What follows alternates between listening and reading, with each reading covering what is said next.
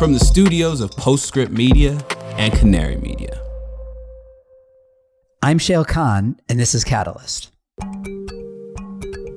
If 2035 seems like a long time from now, I assure you it's actually it's almost tomorrow when you think about like a fundamental technology shift for the aviation sector. Yes, it's going to be difficult to decarbonize aviation, of course. And yet, bio-based sustainable aviation fuels, electrofuels, hydrogen-based aviation, electric aviation, there is a lot of excitement brewing around various technological pathways. But which of them can actually scale?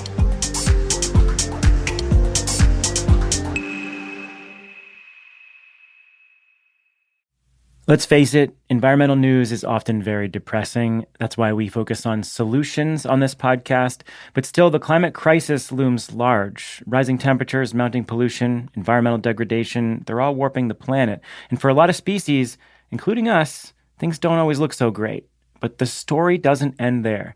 Every Friday, Living Planet, a show from Deutsche Welle, takes you behind the headlines to figure out what's happening and how we'll get through it. It'll also help you make better choices for a healthy planet and find space to reconnect with the beauty and wonder of the world around us. You can find Living Planet wherever you get your podcasts. I'm Shayle Khan. I'm a partner at the venture capital firm Energy Impact Partners. Welcome to Catalyst. So aviation represents somewhere in the range of 2 to 3% of global greenhouse gas emissions. If it were a country, its emissions would rank around 6th in the world, somewhere between Japan and Germany. Add on the additional warming impacts of aircraft contrails, and estimates are that aviation contributes ultimately something like 3.5% of total anthropogenic warming. It's also another one of those notoriously hard to abate sectors. It's not hard to imagine why, though. Jet fuel, a.k.a. kerosene, is pretty magical. It has enabled not just the movement of people, but the globalization of high-value goods as well. Air transport moves around 0.5% of volume of world trade shipments. Side note, we'll talk about marine emissions another time.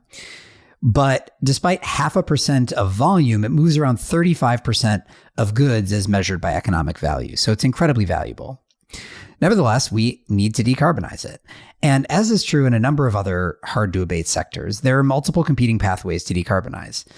Sustainable aviation fuels, or SAFs, hydrogen, electrification, electrofuels, or synthetic fuels are all on the menu, but they all carry their own challenges. Dan Rutherford lives those challenges. He's the director of aviation and maritime programs at the International Council on Clean Transportation. And as you'll hear, he has strong opinions about how this suite of solutions is shaping up. This is my favorite kind of thing to think about these days. Pick a big climate tech challenge, identify the pathways to decarbonize, and then figure out which, if any, have real legs. I invest based on the outcome of that logic, or don't invest if the solutions aren't just there yet. But either way, these questions are usually my first stop as I try to make sense of the big swings we're looking for in the big markets that it's going to take to reach net zero. So with no further ado, here's my conversation with Dan Rutherford. Dan, welcome. Great. Thanks for having me, Shayle. Very excited to have you here. All right. We're going to talk about all things aviation decarbonization.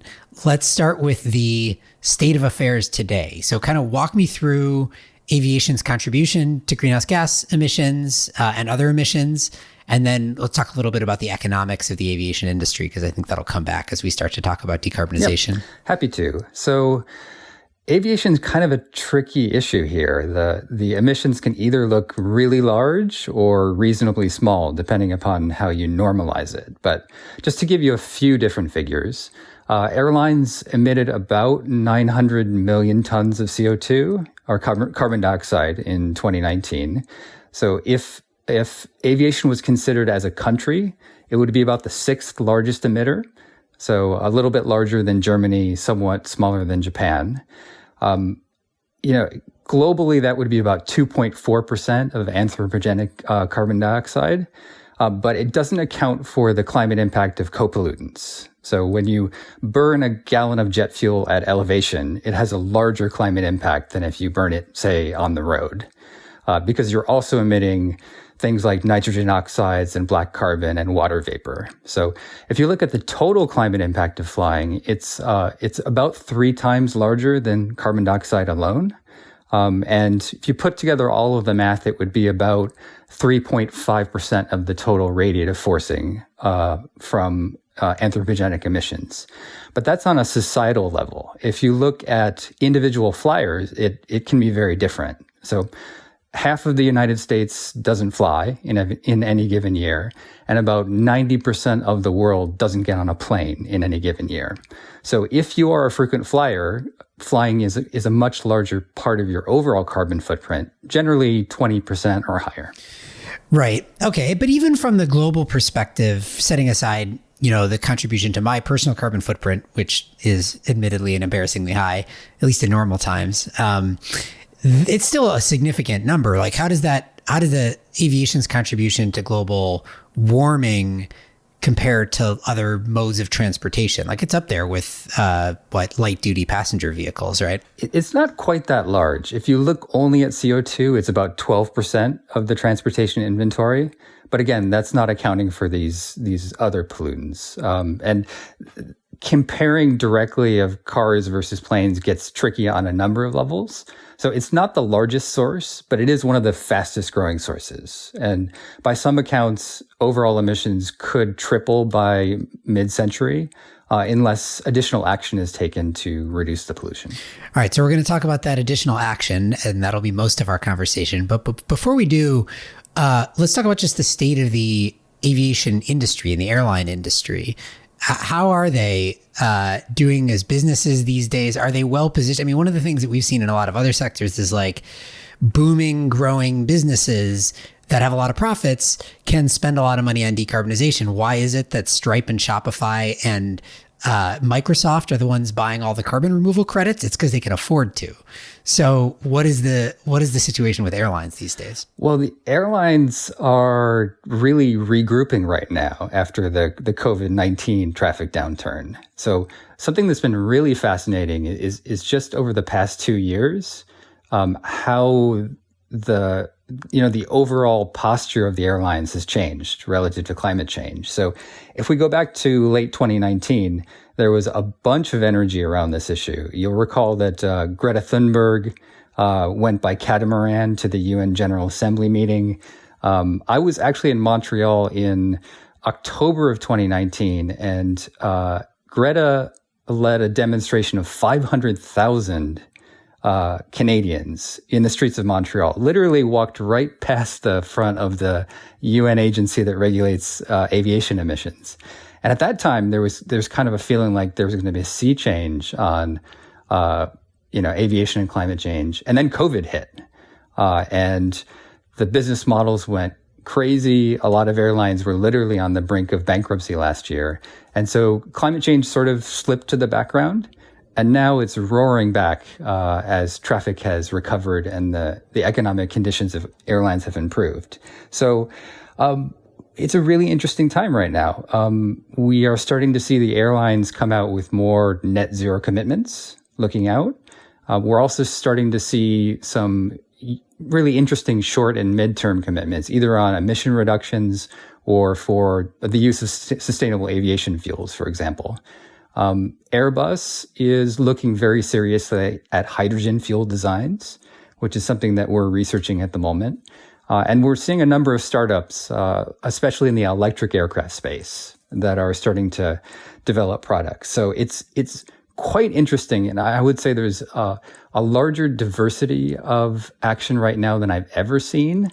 The big question that's maybe hanging over all of this is the cost, because we've all become really used to the idea of catching really cheap flights whenever we want. And the question of kind of who pays for all of this is something that has yet to be resolved. Right. Okay. So that's a good segue. I want to talk about each of the different kind of proposed ways to decarbonize aviation while still flying. There's the, I can't remember what, you probably know this better than me. There's a Swedish word for flight shaming. Yes. Yeah, that's right. Okay, so setting aside Flygskum as the solution, assuming we're all going to continue flying around the world, there's a few different pathways that I think have emerged as kind of the leading contenders. You alluded to all of them, but let's dig into each of them individually and talk about the kind of trade-offs. So the first one is sustainable aviation fuels, and there's multiple categories within that. So why don't you walk us through kind of what are sustainable aviation fuels, and then what are the big buckets underneath that umbrella? Right. So sustainable aviation fuel is sort of a catch-all phrase. It's meant to describe drop-in alternatives to fossil jet fuel. You may hear me call it Jet A. That's kind of the baseline fuel for aviation. And so these are being generated using a variety of feedstocks. Current uptake is very, very small. It's less than 0.1% of global jet fuel use. But sustainable aviation fuels have a lot of merits in that they're meant to be drop-in, so you can blend them into existing supply and continue to use the same planes and the same engines that are already in service. They're energy dense, so as a sort of a liquid hydrocarbon in essence. They will allow planes to maintain their same range, so you'll be able to take a long haul flight, for example, on a sustainable aviation fuel. And we do believe that they'll be less polluting, not just on a CO2 basis, but those other co-pollutants I mentioned, sort of NOx and contrails and whatnot. We think sustainable aviation fuels can reduce those climate impacts as well. So that's the good news. The limitations are supply is very low, cost remains really high. So the figure you often hear quoted is 3 to 4 times the cost of conventional jet fuel or Jet A today. Can you put that in like dollars per gallon or dollars per kilogram terms? Yeah. I'm used to thinking about this in euros per liter, believe it or not. So let me think dollars. I mean, fossil jet fuel today in the US is a little more than $2 per gallon. So when you're talking about a 3 to 4 multiple, it would be like $6 to $8 per gallon. In terms of the buckets, I'd say that there are 4 main ones, and I'm going to introduce them a little bit out of order here. But the first are what we call waste fats, oils, or greases. So these would be things like used cooking oil or beef tallow or yellow grease. Wastes that can easily be converted into a jet fuel. And have good life cycle emissions. So we do think that once you account for all of the energy used to produce them and also things like land use impacts, we expect that these fuels can reduce emissions by 40 to 50% on a life cycle basis.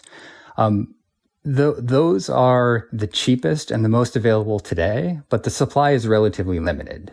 So we think overall maybe about 2% of overall jet fuel use could be met by diverting these waste fogs from existing uses to aircraft.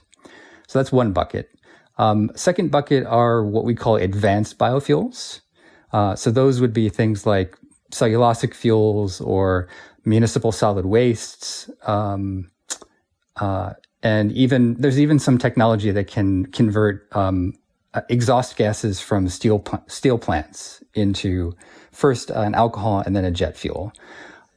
This is like LanzaTech exactly. You're talking about. Yeah. So those are more expensive. The technology is kind of emerging, but the potential supply is much, much larger. If you can kind of get over the hurdle of developing the technology and making the capital investments.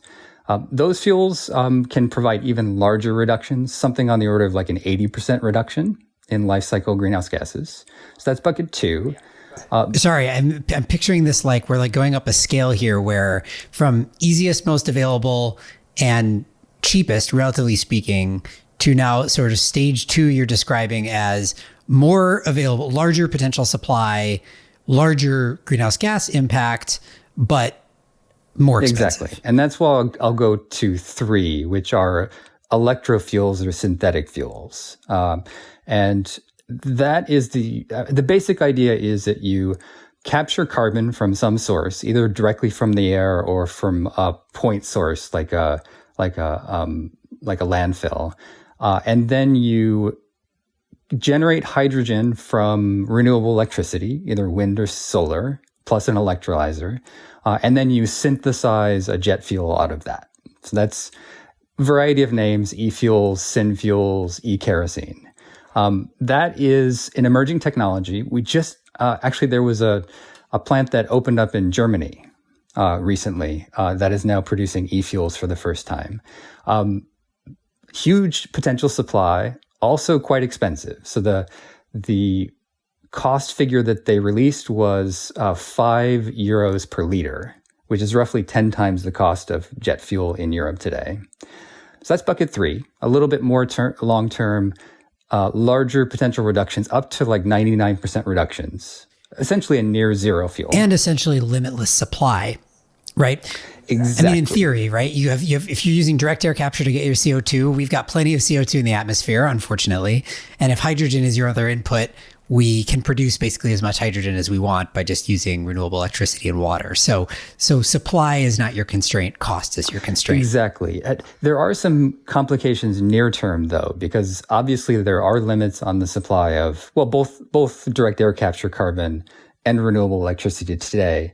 And you want to make sure that you don't take like a solar or wind power that's currently being used to charge EVs and then divert it to planes and in the process, prolong the useful life of a coal power plant, for example. That would be net negative in terms of emissions. So yes, long-term supply could be nearly unlimited. We just want to make sure we don't push too hard, too fast on it. Right. And also, I mean, long-term supply, if we're talking about getting up to the volumes of kerosene that are consumed today, I mean, the amount of direct air capture or the amount of renewable electricity, the amount of hydrogen production that you would need is like monumental. It's very, very large. I don't recall the exact figure, but it's on the order of all renewable energy all renewable energy generated in the world today. It's something on that order of magnitude. So it's quite large.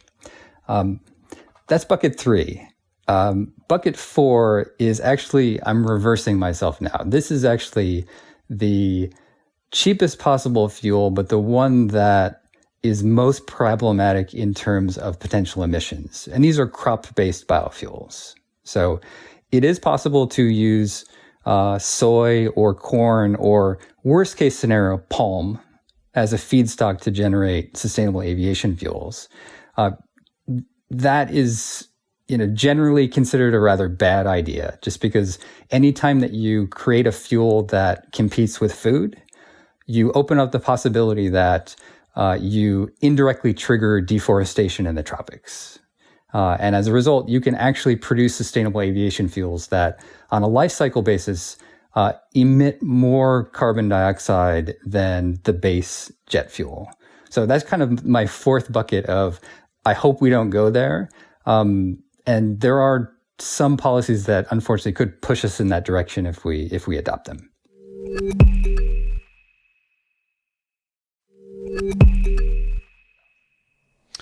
All right, so there's a couple other categories we're going to talk about, but just within this world of sustainable aviation fuels, these 4 buckets that you've described, I mean, there's activity going on in all 4, as far as I can tell. There are commitments being made, there are plants being built. I think it seems like the big question is the ones that are cheaper, at some point we hit a ceiling on available supply. The ones that are more expensive, we got to drive the costs down. Are you optimistic that we will kind of bridge this gap somehow and land the plane, so to speak, so that we could scale up sustainable aviation fuels using some combination of those 4 pathways, or I guess the first 3, since the 4th sounds problematic? Yeah. No, I think sustainable aviation fuels are going to be a pretty sizable part of the puzzle of how we decarbonize aviation. In addition to kind of the overall cost, like the cost increment for the advanced fuels being higher, the costs are actually different. So if you look at crop-based biofuels in particular, and then also these waste fats, oils, and greases, most of the cost for fuel production is an operational cost. You're paying for the feedstock. In contrast, for advanced biofuels and especially power to liquids, most of the cost is a capital cost. So it's an upfront investment cost to build the facility. And then once you have, a wind or solar plant and you've got your direct air capture going, the cost of running that is actually relatively low. So there's a jump in the magnitude of the cost, and then there's also a shift in when you have to pay for it. The good news is that we're starting to get a variety of proposals for how you would generate the revenue needed for these investments. Certainly, Europe is looking into basically just mandating the use of the fuel. But there's also the potential to start to tax jet fuel properly, which is something that we've been lagging on. And then some, a little more complex incentives like contracts for difference, where you collect revenue from something like a cap and trade system, and then you use that to subsidize the cost of producing these new facilities. So I think we'll get there. It's really about making the economics work. And currently, the big barriers are that one, jet fuel is too cheap, and then two, the airlines themselves are sort of it's a very competitive industry with very low margins. So clearly, you'll need some sort of regulation in order to, herd the cats towards the airlines making the proper investments in the fuels. All right, we'll come back to what the airlines are saying they're going to do in a little bit, but let's finish off with the different pathways to decarbonization. So the big bucket, sustainable aviation fuel, is what we just talked about. But you, at the beginning, also alluded to two other pathways that are receiving a fair amount of hype and attention, certainly in the world that I inhabit, in the venture capital universe, which is hydrogen aviation and electric aviation. So let's talk about each of those. So hydrogen, Airbus is probably the biggest kind of public player that's making big commitments there. What's your take on where hydrogen fits in here? So you're correct. So Airbus is currently investigating 3 potential designs that they think could be brought into service by 2035 that would be powered by hydrogen. And if 2035 seems like a long time from now, I assure you it's actually it's almost tomorrow when you think about like a fundamental technology shift for the aviation sector. And they're like clean sheet single aisle jets. Like they're talking about big stuff. Close, yeah. There's this really funny phrase that I'm just getting used to saying is evolutionary hydrogen designs, because this is a fundamental technology shift going from the Jet A that these planes have always operated on onto this liquid hydrogen fuel. 2 of those 3 designs that Airbus is looking into are what they call evolutionary designs. So you basically maintain the existing either turboprop or narrow-body aircraft fuselage. You use very similar engines, but you stretch it out. You stretch out the fuselage to allow for additional fuel storage in the rear of the plane. I'm getting a little bit ahead of myself here, but the thing to know about hydrogen is it's very energy dense on a mass basis, but not on a volume basis. And the mass basis is great because planes are very mass sensitive. And in order to achieve sufficient ranges, you need to have either a liquid fuel or something that's very liquid-like. Right. We'll come back to this in the context of electric aviation, where this is the biggest challenge. But it's one of the benefits that hydrogen has over batteries is that you can put a lot of it in a plane. It's not very heavy. Conversely, it's not very energy dense on a volume basis. So, it generally occupies something like 4 to 5 times the volume of petroleum jet fuel. And as a result, you need to have larger storage volumes, generally in the fuselage of the plane instead of the wing. And then there is a mass associated with the storage itself. And that we can dig into that if you'd like, because there are really big differences between compressed hydrogen and liquid hydrogen. But yeah, Airbus is looking very seriously at this. They are planning to make a build, no build decision in 2025. So they're going to review the technologies between now and 2025, decide whether or not to build these planes. And then it becomes sort of a rush to mature and deploy all the technology, make sure that the infrastructure is available, et cetera. So that's really an interesting development because, in contrast, Boeing is more bullish on SAFs, sustainable aviation fuels. And there are real merits to those fuels. But if you're a manufacturer to say, we're going to continue to build our planes as they are today, and someone else is going to produce the fuel to make them zero carbon, it's a little bit of passing the buck. Whereas I think Airbus, if they can crack the hydrogen code, they're kind of taking the bull a bit more by its horns. There is one other startup, by the way, ZeroAvia, that is working even shorter term on compressed hydrogen fuel cells and regional aircraft, and they're certainly worth paying attention to as well. Do you think the difference between Boeing and Airbus on this? I think this is interesting. Like you said, Boeing is sort of all in on sustainable aviation fuels. Airbus is not all in on hydrogen, but they've certainly been very public about their hydrogen ambitions. Do you think that's a function of their headquarters? Boeing is an American company, Airbus is a French company, Europe is ahead on climate policy in general, but on hydrogen in particular? Or is it a shareholder thing? Is it just what's the difference? I think it's a little bit of everything. Certainly, concern about the climate change is higher in Europe baseline than it is here in the United States. I think that's one facet of this. Also, discussions about sort of the hydrogen economy and hydrogen infrastructure are definitely more accelerated in Europe than they are in the US. Generally, I think that's a good thing, but I will put maybe an asterisk around it. There is concern in the environmental community that hydrogen is basically just a Trojan horse for natural gas. And that, so I've sort of, actually, we haven't really talked about gray versus green versus blue hydrogen. That's like a whole conversation in and of itself. It's a whole other thing. Why don't we just, I take the point around that, right? Like this, how the hydrogen is produced does matter in terms of the life cycle emissions. Nonetheless, it's clean hydrogen is clean hydrogen. And if you use clean hydrogen to power a plane, then great. From your perspective though, so this is an alternative path to SAFs, right? You either drop in sustainable aviation fuel of whatever kind into a plane, or you redesign a plane so that it can handle compressed hydrogen or liquid hydrogen or something like that. So these are pretty mutually exclusive, at least for the same plane, they're mutually exclusive. They are. And again, Airbus is not saying hydrogen is the answer. They're saying we're looking at hydrogen seriously. And they think it can work for regional short haul and maybe medium haul flights. So this would be flights of 4,000 kilometers or less.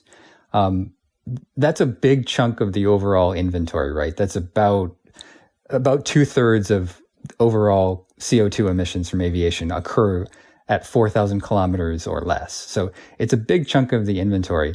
Long haul flights, just because of the mass required to store the hydrogen, everyone expects for the foreseeable future that's going to be addressed through SAFs or, at a minimum, continued fossil jet fuel use. So, there's some complications here. But I mean, I agree with you that if the hydrogen is produced in a clean manner, it does have potential advantages, not only on cost, because you're not dealing with the carbon at all. So direct air capture, for example, becomes unnecessary if you have hydrogen instead of SAFs. Some researchers also believe that hydrogen could get you larger reductions in the sort of contrail and cirrus impacts that we believe could be up to 2/3 of the total climate impact of flying. So there's an underlying logic for why you might want to use hydrogen instead of SAFs for the flights that it's suitable for. And so to the extent that there are pitfalls for hydrogen, it seems like the three are cost, still expensive to produce clean hydrogen, infrastructure, you got to have, with SAF, you can use the existing fueling infrastructure and so on. With hydrogen, you got to build a whole new fueling infrastructure from scratch.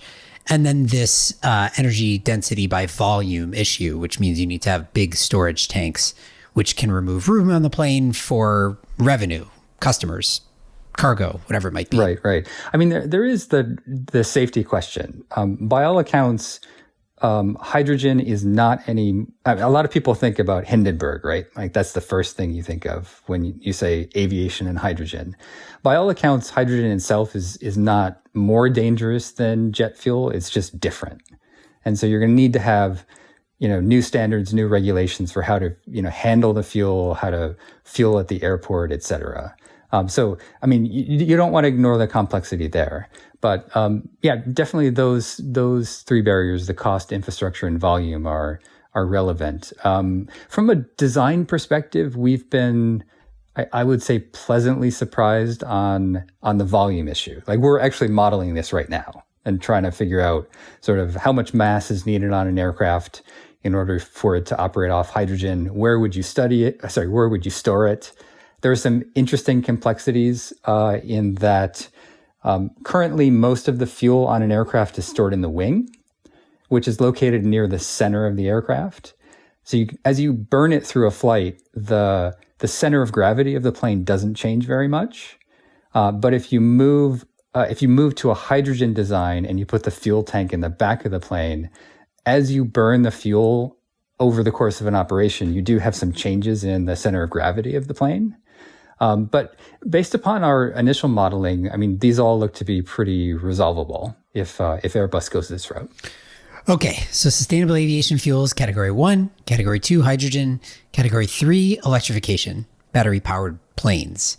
What's the state of affairs there? This is where the storyline gets a little grim, I'm afraid. And it goes back to just the fact that, if you picked up a battery recently, like if you've changed the 12-volt battery in your car, you'll recognize that batteries are just really heavy.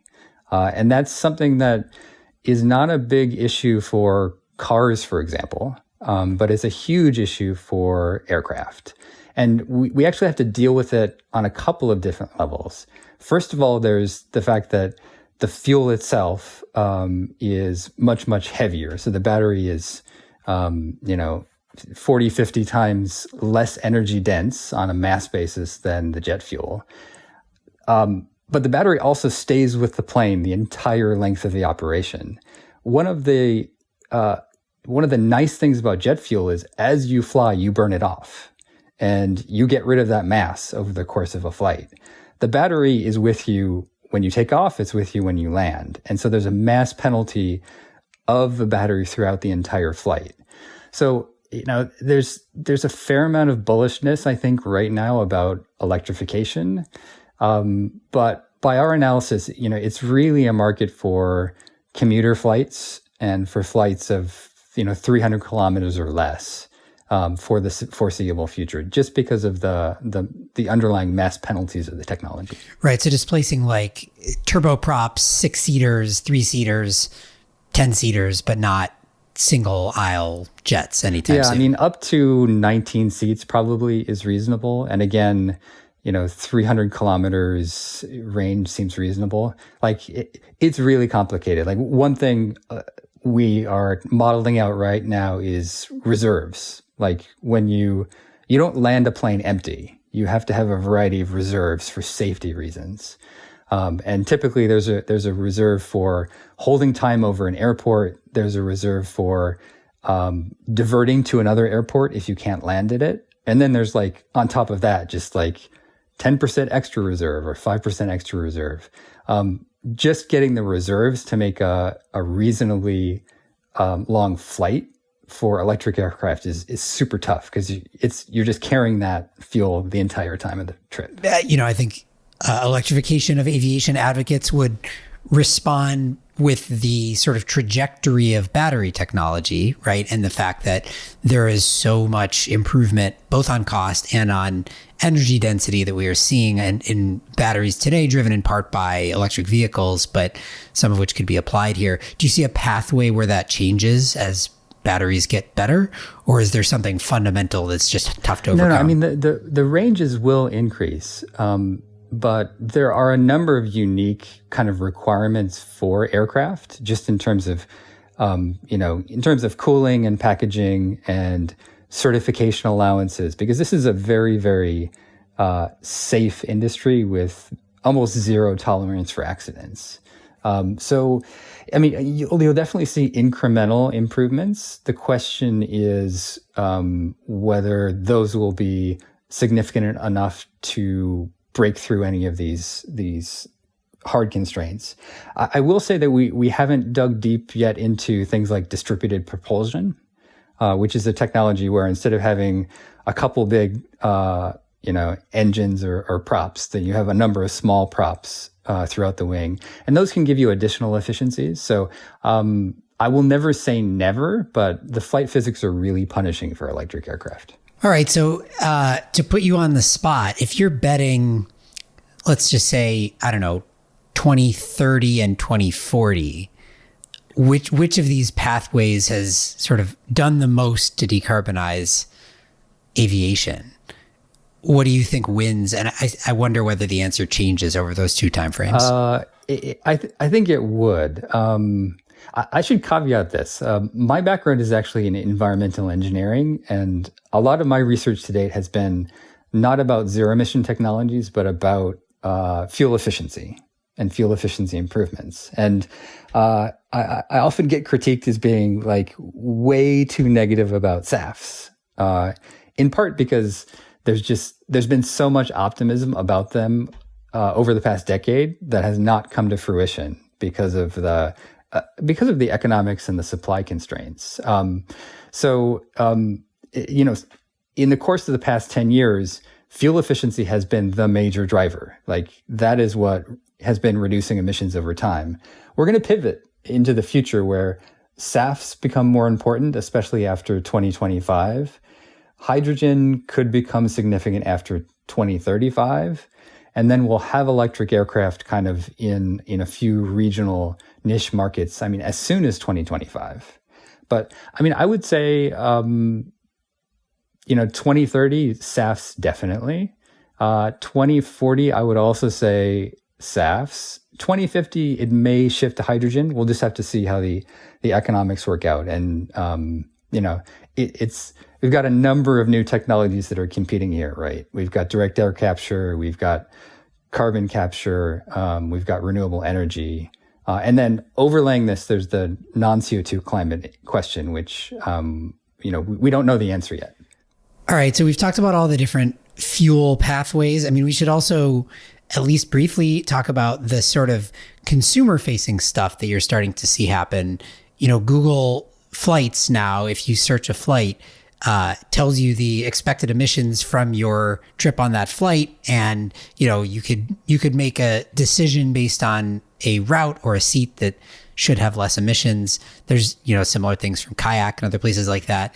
Do you put any stock in those efforts in terms of, actually decarbonizing aviation? I mean, it gives you another pull for these new technologies. So again, it's not end all and be all in and of itself. I mean, we've looked at this pretty in depth, and any market you look at, there's a substantial difference already today between the carbon intensity of both airlines and the flights that they operate. So in the US, if you have good emissions estimates, you could choose a ticket that is somewhere between 20 and 60%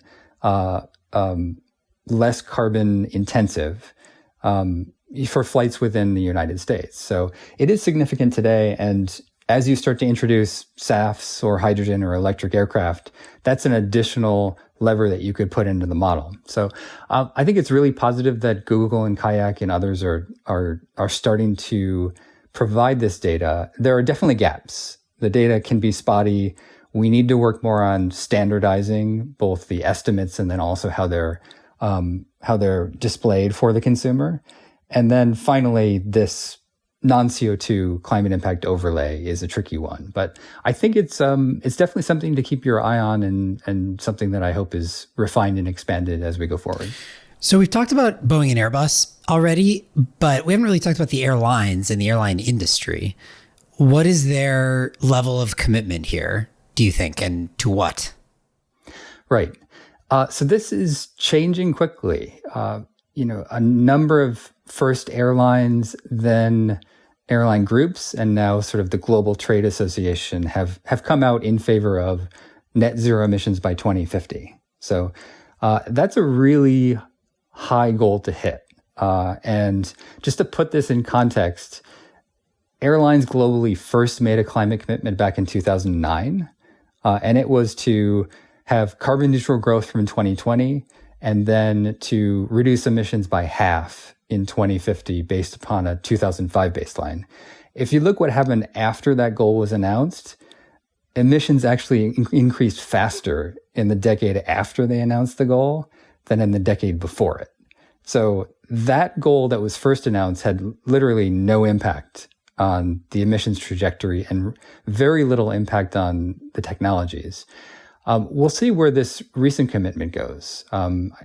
What's different this time is that individual airlines are starting to announce commitments, especially for sustainable aviation fuels. So a number of groups have come out and say, look, we're going to get 10% SAF fuel supply by 2030. So that's different from where we were a decade ago, where it was kind of an industry-wide aspirational goal. So we'll see. I mean, the dialogue has definitely shifted, but we will see, I guess, how much money the airlines will actually devote to this. For the airlines that are saying things like we'll get 10% sustainable aviation fuel by 2030, are they giving you more detail where that sustainable aviation fuel is going to come from? I mean, to your point originally, like the lowest hanging fruit cost perspective, sustainable aviation fuel is pretty severely supply limited. So are they looking at this and seeing either more supply or seeing the cost trajectory of e-fuels coming down fast? Or like, what do they see that makes them think it's possible? Yeah, I mean, in terms of what's being disclosed publicly, generally you'll get like an overall volume target. Generally you'll get like a range of years. Like we've agreed over a 10-year period to purchase up to this many hundreds of millions of gallons of SAFs. And then they'll typically have like the name of the company involved. And if you know the space, you can from there kind of work out the feedstock and then ballpark the life cycle emissions from it. It's a little bit of an exercise in judgment, but yeah, it's I would say overall the commitments that we're seeing, the volumes are definitely getting up. And the feedstocks are, by and large, pretty good. There are some questions about a few companies, and those, again, go back to this idea of using crops to generate some sustainable aviation fuel. All right. Let's finish off by talking about some fun, futuristic air aviation stuff.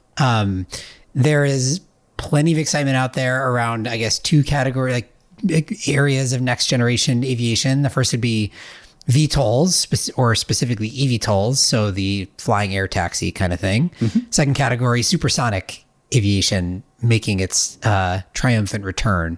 So from your perspective, thinking about decarbonization, how do you think about each of those? Yeah, I mean, I think they're both really marginal plays at best. And again, eVTOLs in particular are a little bit outside of my own area of expertise. But one thing to think about when you're thinking about commercial aviation is airplanes are mass transit. So it's like an Airbus, right? It's a bus in the air. Whereas these eVTOLs, you're talking more about 2, 3, 4-seaters that are being pitched, as ride sharing or air taxis. So it's fundamentally a different market, potentially a new market. So you may have caught that United is making this investment into Whisk, I think, that is an eVTOL startup as a way to get some of their customers to the airport in urban areas. So that's kind of its own market. I don't think it will really decarbonize the existing fleet in any meaningful way. Supersonics is a really interesting area, and there are a lot of different opinions on this. I will say kind of the basic problems, the basic economic challenges, the fact that you cannot currently operate aircraft over land in supersonics over land in most of the world. And then this environmental concern, not only noise and ozone depletion, but now climate change. I mean, that makes it really hard to see supersonics as a viable, mass market for aviation. I know I've seen that, I think Boom Supersonic, claims they're going to be run on all sustainable aviation fuel when or either immediately or at some point in the future. I mean, do they end up just being similar to airlines in it just depends on what fuel they use, basically? Or is it actually there's something more insidious about it from an environmental perspective? Right. Well, first of all, as you've alluded to, the manufacturers don't buy the fuel for the planes. So they can say that their plane can use 100% sustainable aviation fuels. Then they sell it, and what fuel is then used is really out of their control. Overall, the estimate is that the aircraft themselves will be about 5 to 7 times as carbon intensive as comparable subsonic designs.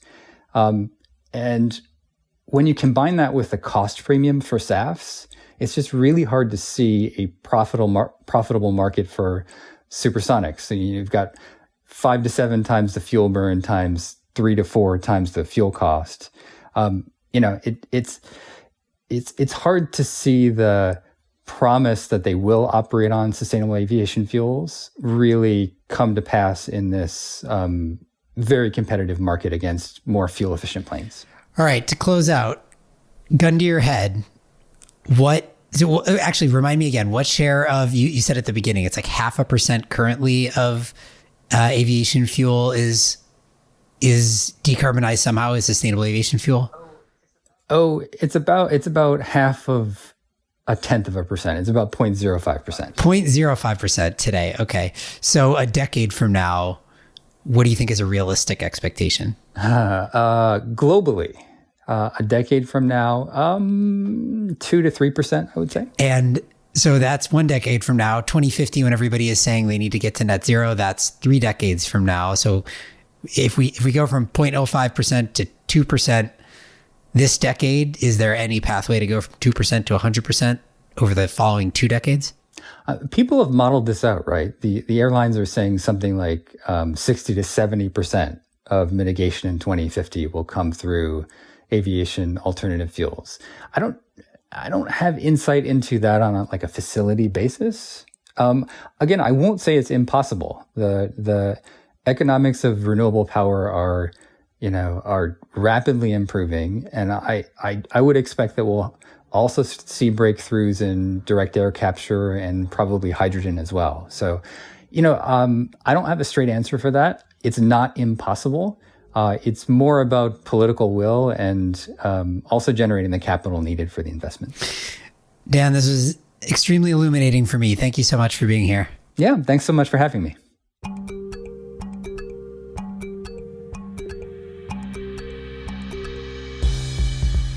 Dan Rutherford is the director of the Aviation and Maritime Programs at the International Council on Clean Transportation. Catalyst is hosted by me, Shayle Khan. The show is a co-production of Postscript Media and Canary Media. Find me, Canary, and Postscript on Twitter. Tag us if you want to provide feedback on this episode or if you want to suggest future topics. We always welcome your ideas. You can also find background links on topics and guests in the show notes, or you can go to canarymedia.com. Our producers are Daniel Waldorf and Stephen Lacey. Sean Marquand composed our theme song. I'm Shayle Khan, and this is Catalyst.